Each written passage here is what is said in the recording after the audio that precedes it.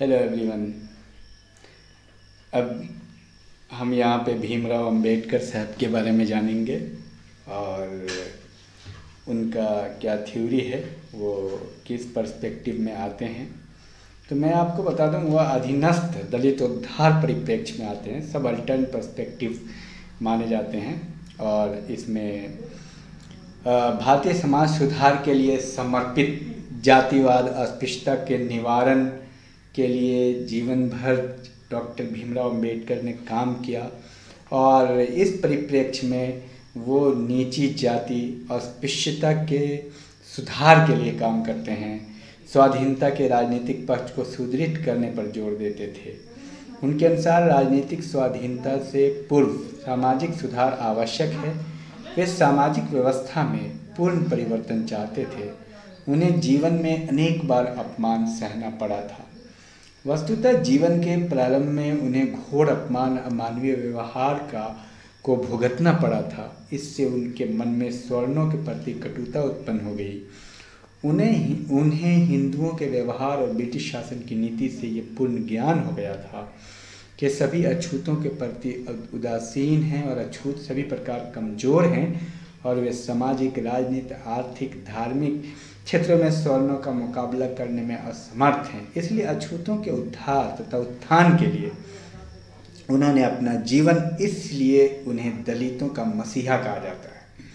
अंबेडकर ने हिंदू सामाजिक व्यवस्था का विश्लेषण कर तथा ये कहकर आलोचना की, ये व्यवस्था समानता पर आधारित है। जाति, वर्ग, कुल तथा वंश के आधार पर इस पिरामिड के रूप व्यवस्था को उन्होंने देखा और कहा कि ये कम्प्लीटली भेदभाव पर आधारित है। डॉक्टर भीमराव अंबेडकर संविधान के जनक ही नहीं, जननी हैं। डॉक्टर भीमराव अंबेडकर एक प्रसिद्ध विद्वान, चिंतक, शिक्षाविद, राजनीतिक, प्रभावशाली वक्ता, जुझारू, साहसी व्यक्तित्व के रूप में जहां हमारे सम्मुख आते हैं, वहीं जड़वादी, अंधविश्वासी मान्यताओं पर आधारित समाज के कटु आलोचक के रूप में भी डॉक्टर भीमराव अंबेडकर ने जीवन के हर एक क्षेत्र में काम किया है। वर्ण व्यवस्था, जाति व्यवस्था जैसी घिनौनी प्रथा, उन्होंने मुक्त रूप से इसकी आलोचना की। और इन सब का मुख्य कारण ये था कि बचपन से ही उन्होंने सवर्णों के अन्याय और अत्याचार सहे थे। भीमराव अंबेडकर के जीवन की यातनाओं ने उन्हें दुख और कष्ट को बहुत दिया, पर वे जाति और वर्ण व्यवस्था रूपी आग के दरिया से तप निकले। दुखों ने उन्हें महान व्यक्ति बनाया। जो संकीर्ण धर्म और वर्ण व्यवस्था हजारों वर्षों तक हरिजनों का शोषण करती रही, उसके विरुद्ध उन्होंने जीवन पर्यंत संघर्ष किया। और जब तक उन्होंने हरिजनों को संविधान में उचित स्थान नहीं दिला दिया, तब तक वे शांति से नहीं रहे। आर्टिकल 15 में है, धर्म, मूल, वंश, जाति, लिंग, जन्म स्थान के आधार पर विभेद का प्रतिषेध। आपको ये बता दें, भारतीय संविधान के निर्माता के रूप में डॉक्टर भीमराव अंबेडकर जाने जाते हैं। और मूल अधिकार में जो वर्णित है, जो अधिकार है, जाति धर्म का भेदभाव को उन्होंने समाप्त करवाया। डॉक्टर अंबेडकर हरिजन उद्धार, उन्हें संवैधानिक रूप से अधिकार और सुविधाएं दिलाने के लिए सदैव याद किए जाते रहेंगे। डॉक्टर भीमराव अंबेडकर का जन्म 14 अप्रैल 1891 ईस्वी को महाराष्ट्र के महो नामक स्थान में हुआ।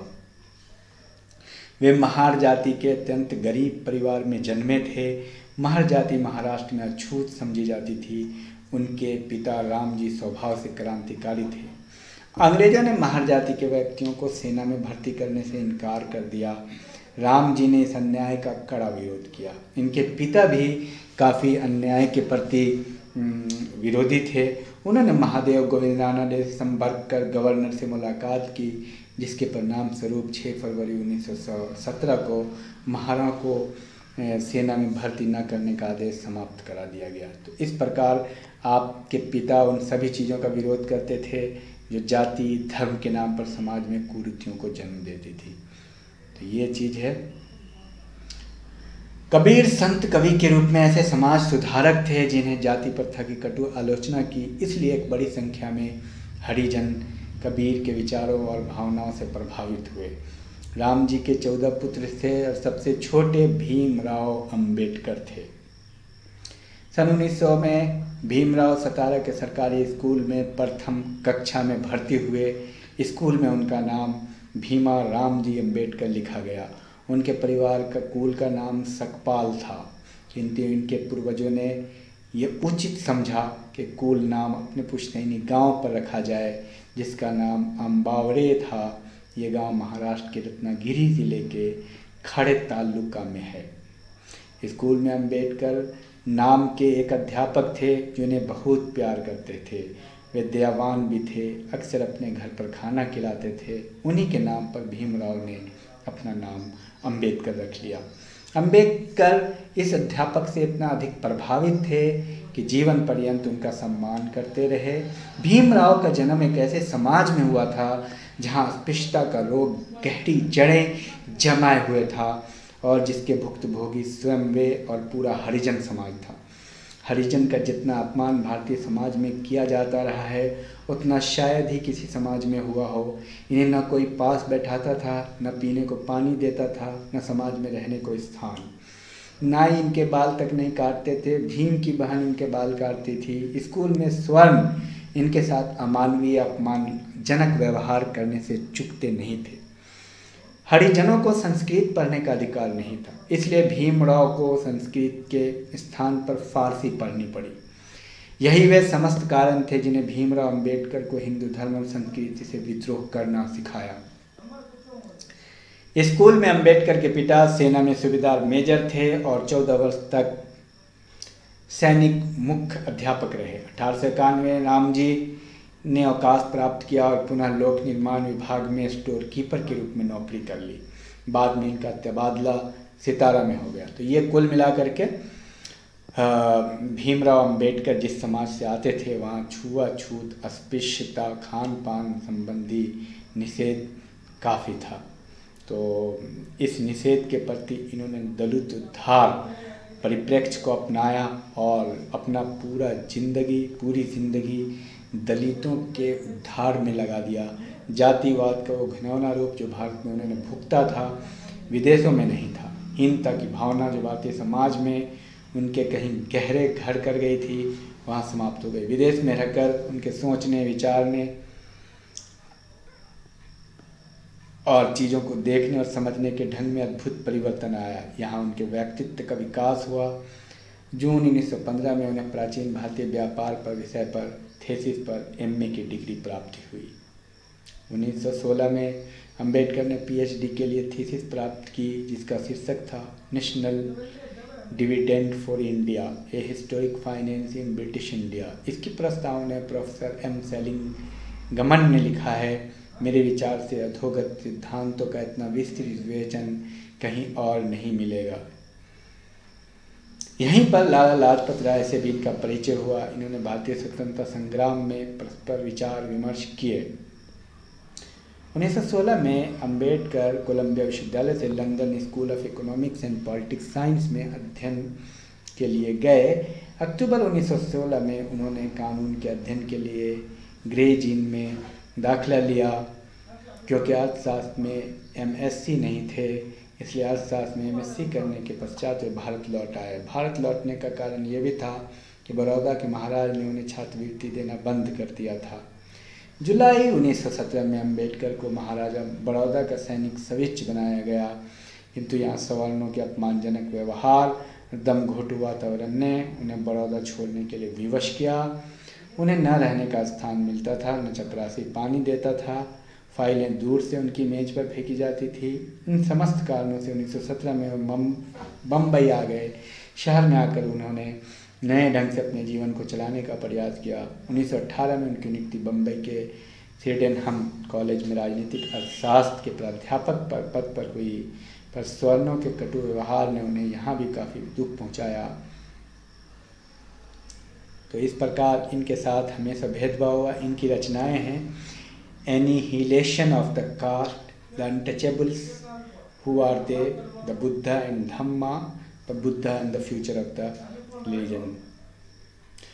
प्रोफेसर कैनन ने इनकी जोरदार शब्दों में प्रशंसा की। इस तरह अनेक कठिनाइयों के होते हुए भी वे शिक्षा जगत में और एक विचारक के रूप में प्रसिद्ध हुए। उनके विदेश में रहने का उद्देश्य ज्ञानार्जन था। इस प्रकार आप ये देखिएगा कि उन्होंने हरिजनों के लिए काफ़ी काम किया। बाद में आपको हमारे संविधान के निर्माण में उनका एक बड़ा योगदान रहा। और उनका विचार था राजनीतिक स्वतंत्रता के 4 स्तंभ हैं। व्यक्ति अपने में संपूर्ण है, व्यक्ति के कुछ आहरणीय अधिकार हैं जिन्हें संवैधानिक गारंटी मिलनी चाहिए।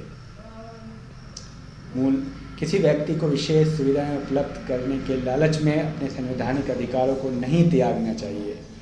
सरकार को व्यक्तिगत आधार पर किसी व्यक्ति को अन्य व्यक्ति को नियंत्रित रखने का अधिकार नहीं सौंपना चाहिए।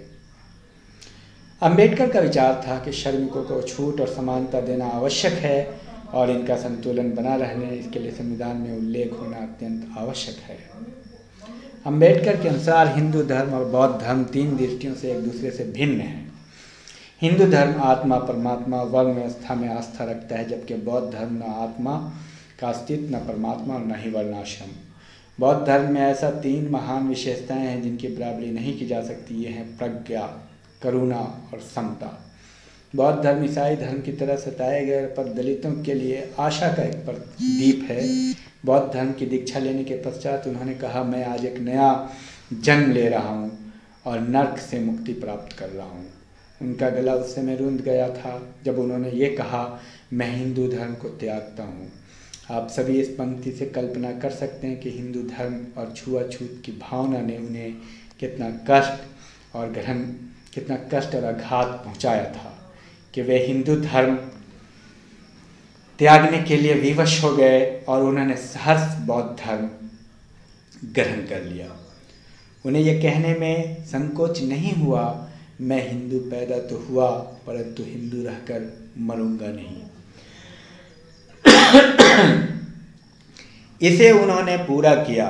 इस तरह उन्होंने हिंदू धर्म और वर्ण व्यवस्था के विरुद्ध एक खुला आंदोलन प्रारंभ किया और अछूतों को समाज में उचित स्थान दिलाने के लिए संघर्षरत हो गए। इसके पश्चात सामूहिक धर्म परिवर्तन का आंदोलन चला। 6 दिसंबर 1956 को आप नहीं रहे।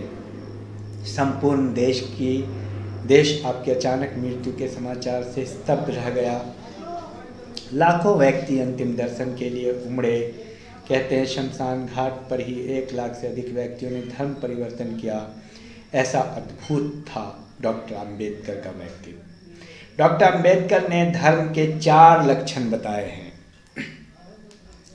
धर्म नैतिकता की दृष्टि से प्रत्येक समाज का मान्य सिद्धांत है। धर्म बौद्धिकता पर टिका होना चाहिए, जिसे दूसरे शब्दों में विज्ञान कहा जा सकता है। इसके नैतिक नियमों में स्वतंत्रता, समानता और भ्रातृत्व भाव का समावेश हो। धर्म को दरिद्रता को प्रोत्साहित नहीं करना चाहिए। उनका मत था कि हिंदू जिसे धर्म कहते हैं वो धार्मिक आदर्शों और निषेधों का पुलिंदा है। उन्होंने हिंदू धर्म के कुछ अवगुणों की ओर भी भारतीयों का ध्यान आकर्षित करने का प्रयास किया। इसमें नैतिक जीवन यापन की स्वतंत्रता के दरवाजे बंद रखे गए हैं। इसमें उपदेशों का बाहुल्य है। नियम विधान पृथक वर्गों के लिए अलग अलग हैं जिन्हें अंतिम माना गया है। उन्हें यह कहने में किसी भी प्रकार का भय या संकोच नहीं हुआ कि इस प्रकार के धर्म को समाप्त कर देना चाहिए। ये कार्य कहीं से भी धार्मिक नहीं है। उन्होंने कहा, नियमबद्ध धर्म के स्थान पर सिद्धांतों का धर्म होना ही कहीं अच्छा है। उन्होंने धर्म के कुछ आवश्यक तत्व भी बताए हैं। हिंदुओं का सर्वमान्य धर्म ग्रंथ हो।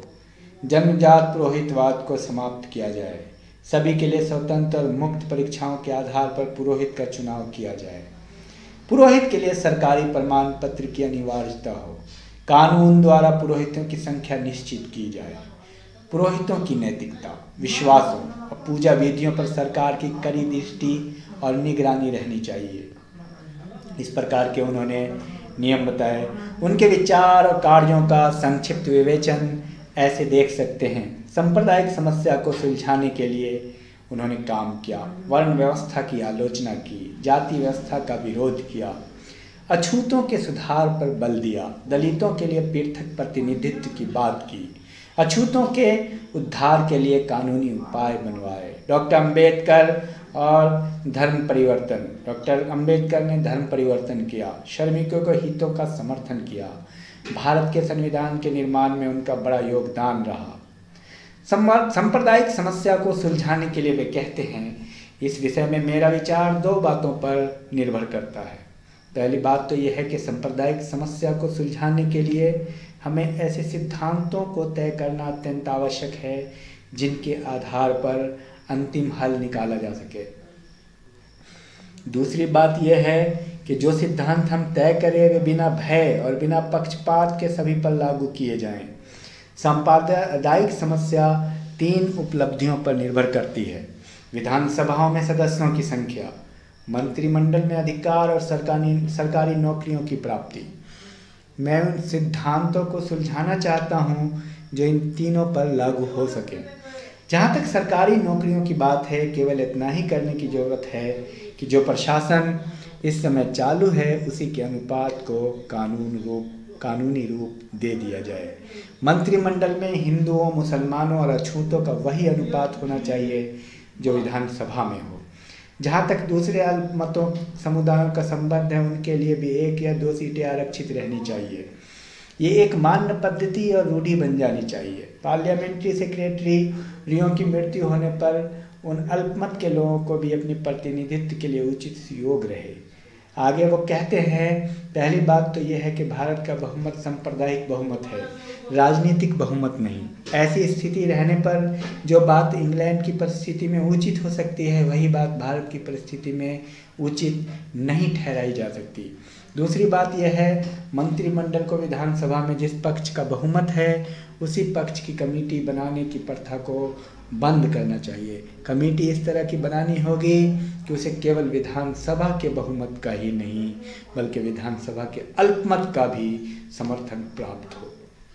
बहुत महत्वपूर्ण बात कहते हैं यहाँ पे डॉक्टर अम्बेडकर कि अल्पमत का भी समर्थन प्राप्त हो। तीसरी बात यह है कि एक अर्थ में तो मंत्रिमंडल को गैर पार्लियामेंट्री होना चाहिए, जिसका अर्थ यह है कि विधानसभा का काल समाप्त होने तक उसे स्थिर रहना चाहिए ताकि शासन विभाग के सदस्य भी विधानसभा के सदस्यों से चुने जाएं, जिससे उन्हें लोकसभा में बैठने, बोलने, मत देने और प्रश्नों का उत्तर देने का अधिकार प्राप्त हो। अंबेडकर जी का कहना था कि यदि भारत का संविधान संसार के संविधान से सर्वश्रेष्ठ नहीं है तो यह घटिया भी नहीं है। उन्होंने ये कहने में किंचित मात्र भी संकोच नहीं किया, संविधान को कुशलतापूर्वक चलाने और लागू करने का पूर्ण दायित्व उसके चालकों पर है। यदि चालक ही खराब हैं तो संविधान कितना भी अच्छा क्यों न हो, वो व्यर्थ ही प्रमाणित होगा। राज्यसभा में उन्होंने कहा था, हमने संविधान के रूप में एक आश्चर्यजनक देव मंदिर बनाया, किंतु देवताओं की प्रतिष्ठा से पूर्व ही इसमें दानवों ने हथिया लिया। संविधान और वर्ण व्यवस्था अंबेडकर को हरिजन होने के नाते जितनी भयंकर आर्थिक और सामाजिक यातनाओं को सहना और झेलना पड़ा, शायद ही किसी अन्य भारतीय बुद्धिजीवी, चिंतक और नेता को सहना पड़ा हो। भारतीय समाज ने हरिजनों का कितना शोषण किया है ये कहने की आवश्यकता नहीं है। शताब्दियों से उनसे पशु की तरह व्यवहार किया जाता रहा, पशु की तरह ही उनका जीवन यहाँ बीता है। 80 वर्ष पूर्व अंबेडकर ने भी हरिजन होने के नाते वो सब भोगा था जिसे हजारों वर्ष से हरिजन भोगता आया है। स्वतंत्रता के पश्चात उनका यह अथक प्रयत्न रहा है कि स्वतंत्र भारत में हरिजन को जहाँ उन्नति के समान अवसर प्राप्त हों, वहीं उनकी आर्थिक सामाजिक स्थिति सुधारने के लिए कुछ विशेष सुविधाएं भी दी जाए। संविधान निर्माण के सिलसिले में अछूतों को भारतीय संविधान में संरक्षण देने के संबंध में उन्होंने महत्वपूर्ण भाषण दिया था। अक्सर यह प्रश्न किया जाता है, अछूतों की विशिष्ट मांगों को भारतीय संविधान में क्यों स्थान दिया जाए। संसार में ऐसा कोई देश नहीं है जहां शासन का विधान बनाने वाले ऐसे मामलों का निपटारा संविधान में करने के लिए बाध्य हो।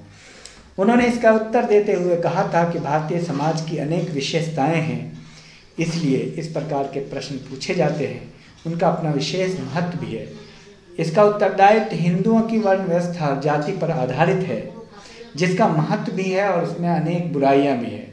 उन्हें ये कहने में किंचित मात्र भी संकोच नहीं हुआ कि स्वर्ण व्यवस्था की रक्षा के लिए जो धार्मिक और सामाजिक प्रथाएं प्रचलित हुई, उनका प्रभाव समाज की आर्थिक व्यवस्था पर भी बहुत गहरा पड़ा, जिससे समाज में न केवल सामाजिक और आर्थिक विषमताओं में निरंतर वृद्धि हुई, बल्कि चरम सीमा पर पहुंच गई। तो ये था कुल मिलाकर के डॉक्टर अंबेडकर का विचार।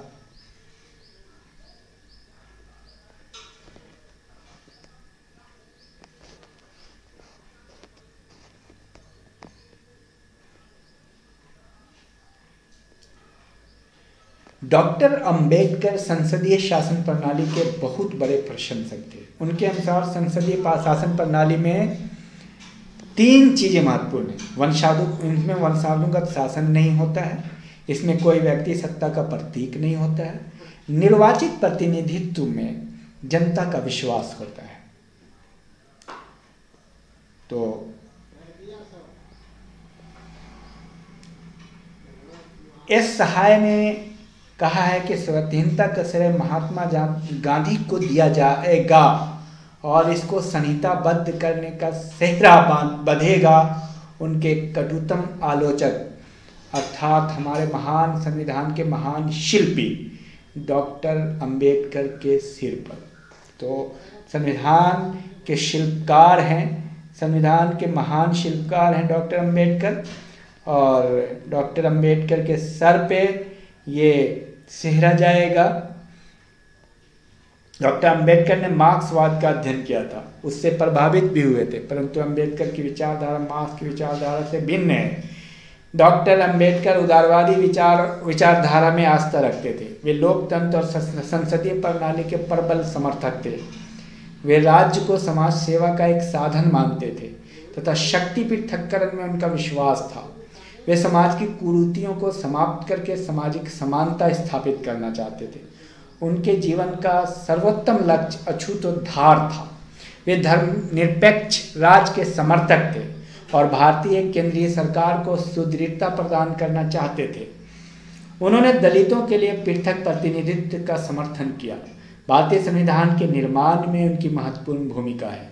वे बहुत बड़े विद्वान थे तथा एक ओजस्वी लेखक थे। उन्होंने अपने जीवन में 17 पुस्तकों की रचना की। उन्होंने भारत के अछूत वर्ग की राजनीतिक, आर्थिक, सामाजिक समस्याओं के प्रति जागरूकता उत्पन्न की। उनका ये कार्य हिंदू समाज और देश के लिए बहुत महत्वपूर्ण है।